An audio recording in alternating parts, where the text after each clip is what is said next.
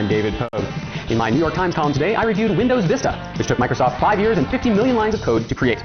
It's got a lot of very nice features, it's very attractive, and it's certainly much more secure than previous versions of Windows.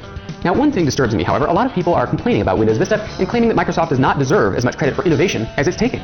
They say that Windows Vista is just a ripoff of Mac OS X, the Apple operating system. Okay, it's true. Microsoft added little flippy triangles to collapse folder lists, just like Mac OS X has, and both come with a calendar program that has a certain resemblance. And yes, there is a photo organizing program that sort of smacks of iPhoto. But you know what? This is all just superficial stuff. I think that all the complaining about Microsoft ripping off Mac OS X is just sour grapes by the Apple fans. And in today's video, I intend to prove it. I'm going to prove that Microsoft did not steal ideas from Mac OS X. Let's begin, shall we?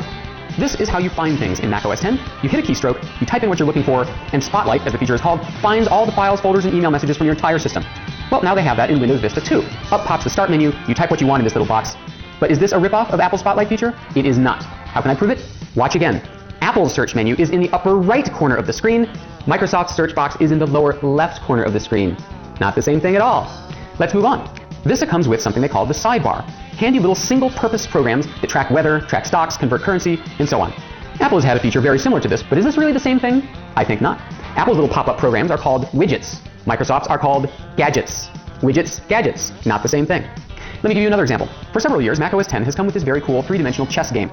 In Windows Vista, there's also a three-dimensional chess game. I know. Looks like a total ripoff so far. But consider, on the Macintosh, you can change the material the board is made of. Your choices: marble, wood, metal, or grass. But in Windows Vista, the choices are marble, wood, or porcelain. So I think we can finally put this old saw to rest. Microsoft is not a big old copying machine just sitting up there in Redmond, Washington with no ideas of its own. I think we've established today that Windows Vista has an identity all its own. V for Vista, baby!